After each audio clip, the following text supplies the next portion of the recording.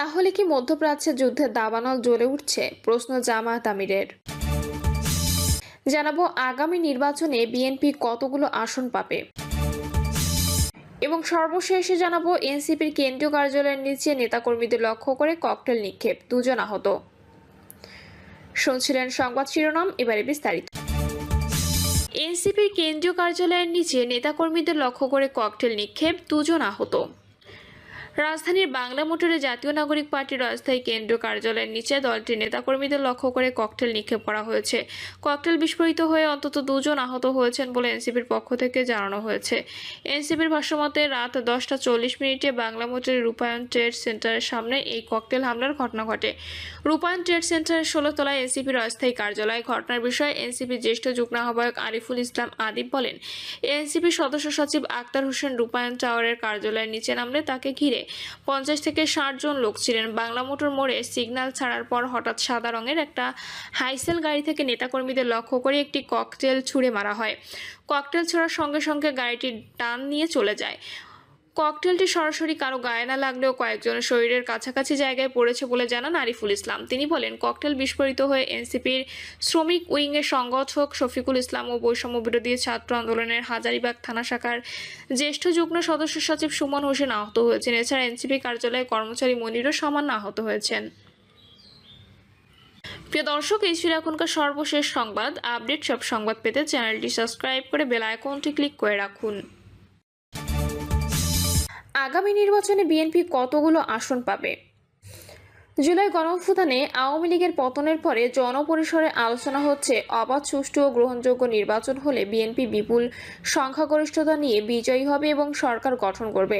অনেকে এমনও বলার চেষ্টা করছেন বিএনপি 250 আসনে জিতবে। বিশেষ করে বিএনপির অনেক নেতার ধারণা এরকমই। উদাহরণস্বরূপ বলা যায়, গত 27শে মার্চ চাঁপাইনবাবগঞ্জ জেলা যুবদলের ইফতার মাহফিলে বিএনপি চেয়ারপারসন উপদেষ্টা হারুনুর রশিদ বলেন, বর্তমান পরিস্থিতিতে বাংলাদেশের নির্বাচন হলে বিএনপি একাই 90 ভাগের বেশি আসন পাবে। সম্প্রতি জাতীয় নাগরিক পার্টির মুখ্য সমন্বয়কারী নাসির উদ্দিন পাটোয়ারি বিএনপির বিপুল জনপ্রিয়তার এই ধারণাকে চ্যালেঞ্জ করেছেন। তার দাবি, বিএনপি এখন যে পরিস্থিতি তাতে আগামী নির্বাচনে 50 থেকে 100টির বেশি আসন পাবে না। তার ভাষায়, বিএনপির লিডারশিপ পুরোটাই ফেলিওর। আমরা মনে করি না বিএনপি নির্বাচনে বিজয়ী হবে। হারুনুর রশিদ আর নাসির উদ্দিন পাটোয়ারি দুজনই পরিস্থিতি শব্দটিতে জোর দিয়েছেন। একজন মনে করেছেন পরিস্থিতি পুরোপুরি অনুকূলে, অন্যজন মনে করছেন পরিস্থিতি বিএনপির অনুকূলে নেই। এনসিপি নেতা নাসির উদ্দিন এই পরিস্থিতির জন্য দলটির নেতৃত্বকে দায়ী করেছেন। অর্থাৎ বিএনপির জনপ্রিয়তা নিয়ে তিনি সন্দেহ পোষণ করছেন না, বরং দলের বর্তমান পরিস্থিতি বিবেচনায় এটা বলছেন। বিএনপির বর্তমান পরিস্থিতি কেমন সেটা গণমাধ্যমে চোখ রাখলেই বোঝা যায়। আওয়ামী লীগের পতনের পর থেকে সারা দেশে তাদের বিরুদ্ধে দখলবাজি, চাঁদাবাজি, অভ্যন্তরীণ কোন্দলে, খুন ও সংঘর্ষের যেসব খবর প্রতিনিয়ত সংবাদ শিরোনাম হচ্ছে, তাতে সাধারণ মানুষকে বলতে শোনা যায়, সরকার গঠনের আগেই এই অবস্থা, সরকার গঠন হলে কি করবে। দলের শীর্ষ নেতা তারেক রহমান বরাবরই এসব কর্মকাণ্ডের বিরুদ্ধে নেতাকর্মীদের সতর্ক করেছেন। অনেকের বিরুদ্ধে ব্যবস্থাও নেওয়া হচ্ছে, কিন্তু এসব বন্ধ হচ্ছে না। বাস্তবতা হলো, বিএনপি নেতাকর্মীরা প্রায় 17 বছর ক্ষমতার বাইরে থাকায় আর্থিক, শারীরিক, মানসিক, সামাজিক, এমনকি পারিবারিকভাবেও ক্ষতিগ্রস্ত হয়েছেন। তাহলে কি এখন একসঙ্গে সবকিছু ক্ষতি পুষিয়ে নিতে চাচ্ছেন? তার চেয়ে বড় কথা, রাজনৈতিক দলগুলোর নেতাকর্মীরা দলের জন্য কাজ করার বিনিময়ে কি পাবেন? মূলধারার কোনো দলেরই সেই পরিকল্পনা নেই, 2-1টি ছাড়া। অর্থাৎ দলের নেতাকর্মীরা দলের জন্য কাজ করেন মূলত পদ, পদবি, ঠিকাদারি, চাঁদাবাজি ইত্যাদির লাইসেন্স পাওয়ার জন্য। অধিকাংশ দলেরই কোনো অর্থনৈতিক পরিকল্পনা নেই যে তাদের নেতাকর্মীরা দলের জন্য কাজ করার বিনিময়ে সম্মানজনক উপায়ে কি পাবেন। ফলে যখনই সুযোগ আসে তারা যে কোনো উপায়ে টাকা কামাতে ঝাঁপিয়ে পড়ে। প্রশ্ন হলো, বিএনপি 90% বেশি আসন পাবে, একথা হারুনুর রশিদ কিসের ভিত্তিতে বলেন? তারা জরিপ করেছেন। একইভাবে বিএনপি 50 থেকে 100টির বেশি আসন পাবে, এই কথা নাসির উদ্দিন ব্যক্তিগত ধারণা নাকি তার দলও এমনটা মনে করে? তারাই বা এই অঙ্ক কিভাবে জানলেন? মাঠ পর্যায়ে কোনো জরিপ চালিয়েছেন নাকি এটি নিতান্তই কথার কথা? বাংলাদেশে অতীতের নির্বাচনগুলো, বিশেষ করে তুলনামূলক ভালো ও কম বিতর্কিত 4টি নির্বাচনের পরিসংখ্যান বিশ্লেষণ করে দেশের বড় দুটি দল বিএনপি ও আওয়ামী লীগের জনপ্রিয়তার একটা ধারণা পাওয়া যায়। যদিও 2008 সালের পরে গত 17 বছরে নদীর জল অনেক ঘোলা হয়েছে, রাজনীতি ও ক্ষমতা কাঠামোর ব্যাপক পরিবর্তন হয়েছে। ফলে 1991 সাল থেকে 2008 সালের নির্বাচনের ফলাফল দিয়ে বর্তমান রাজনৈতিক দলগুলোর জনপ্রিয়তা যাচাই করা যাবে কিনা সেটি বিরাট প্রশ্ন। তারপরে একটা মোটামুটি ধারণা পাওয়ার জন্য পরিসংখ্যান চোখ বোলানো যাক। 1991 সালে নির্বাচনে বিএনপি জয়ী হয় 140টি আসনে, ভোট পায় 30.8%। আওয়ামী লীগ জয়ী হয় 88টি আসনে, ভোট পায় 30.1%।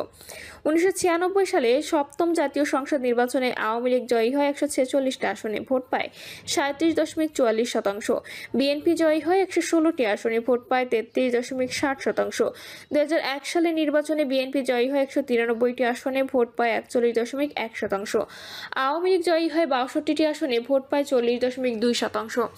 2008 সালে অনুষ্ঠিত নবম জাতীয় সংসদ নির্বাচনে আওয়ামী লীগ জয়ী হয় 230টি আসনে, ভোট পায় 48.4%। বিএনপি জয়ী হয় মাত্র 30টি আসনে, কিন্তু ভোট পায় 32.50%। অর্থাৎ আসন সংখ্যায় দুই দলের বিশাল পার্থক্য হলেও ভোটের শতকরা হারের পার্থক্য সেই তুলনায় অনেক কম।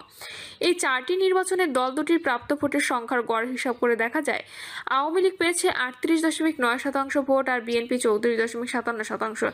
সেই হিসাবে সরল অঙ্কে এটা বলা যায় দেশের 38.9% মানুষ আওয়ামী লীগের পক্ষে ছিল আর বিএনপির পক্ষে ছিল 34.57% মানুষ। প্রশ্ন হলো, বাস্তবতা সেই জায়গায় এখনো আছে কি? গণঅভ্যুত্থানের মুখে আওয়ামী লীগ সরকারের পতন, দলের শীর্ষ অনেক নেতার দেশ ছেড়ে পালিয়ে যাওয়া, দেশের ভিতরে অনেকের আত্মগোপন এবং অনেকে গ্রেপ্তারের মতো ঘটনায় দলটি যে পরিস্থিতির ভেতর দিয়ে যাচ্ছে তাতে তার ভোট বা জনপ্রিয়তা কি আর 38% আছে? বিশেষ করে 2014, 18 ও সবশেষ 2024 সালের নির্বাচনে আওয়ামী লীগ যেভাবে পুরো নির্বাচনী ব্যবস্থা ধ্বংস করেছে তাতে তাদের জনপ্রিয়তা বা জনসম্পৃক্ততা কি 2008 সালের জায়গাতেই আছে নাকি অনেক কমেছে? যদি কমে থাকে তাহলে এখন তাদের ভোট কত? তার বিপরীতে বিএনপি যে জনপ্রিয়তার হিসাব দেওয়া হলো 2008 সাল পর্যন্ত, এখনও কি তারা সেখানে আছে নাকি তাদের জনপ্রিয়তা ও ভোট কমেছে বা বেড়েছে? 2014 থেকে পরবর্তী তিনটি নির্বাচনের মধ্যে দুটি নির্বাচনে বিএনপি বর্জন করেছে, একটিতে অংশ নিলেও বিতর্কিত নির্বাচন হওয়ায় ওই নির্বাচনের ফলাফল দিয়েও বিএনপির জনপ্রিয়তা মাপার সুযোগ নেই। কিন্তু বাস্তবতা হলো 2008 সালে নির্বাচনের পর থেকে টানা 3 মেয়াদে ক্ষমতায় থাকাকালীন বিএনপির ওপর ক্ষমতাসীন আওয়ামী লীগ যে দমন পীড়ন চালিয়েছে তাতে অনেকেই মনে এই সন্দেহ তৈরি হয়েছিল যে বিএনপি হয়তো আর কোনোদিন মেরুদণ্ড সোজা করে দাঁড়াতে পারবে না, কিন্তু হয়েছে উল্টো। অব্যাহত দমন পীড়নের মুখে থেকেও বিএনপি আরও শক্তিশালী হয়েছে, কিন্তু তার জনপ্রিয়তা 35% আছে নাকি বেড়েছে তা কমেছে সেটি পরীক্ষা করা যায়নি। এই পরীক্ষার একমাত্র উপায় অবাধ, সুষ্ঠু ও গ্রহণযোগ্য নির্বাচন। বিএনপি যদি প্রায় 35% ভোট থাকে তাহলে তাদের 105টি আসনে জয়ী হওয়ার কথা। সেই হিসেবে নাসিরউদ্দিন পাটোয়ারি খুব ভুল কিছু বলেননি, কিন্তু অতীতের পরিসংখ্যান বলছে ভোটের শতকরা হার কম হলেও আসন সংখ্যা অনেক বেশি হতে পারে। যার উদাহরণ 2008 সালে নির্বাচন। ধরা যাক গত 15 বছরে আওয়ামী লীগের ছোট অনেক কমেছে, কিন্তু সেটা কত? 25 থেকে 30% ভোটও কি তাদের নেই? যদি থেকে থাকে, আওয়ামী লীগ নির্বাচন করতে না পারলে সেই ভোটাররা আগামী নির্বাচনে কোন দলকে ভোট দেবে? তারা কি ভোট দেওয়া থেকে বিরত থাকবে? আওয়ামী লীগের প্রধান দোষর এমন অভিযোগে আগামী নির্বাচনে জাতীয় পার্টিকেও নির্বাচন করতে না দেওয়ার একটা দাবি আছে এনসিপির তরফে। তারা এখনও এই দাবিটি সরাসরি উত্থাপন করেনি, কিন্তু জাতীয় পার্টির ব্যাপারে তাদের যে অবস্থান তাতে হয়তো শিগগির এই দাবি তুলবে।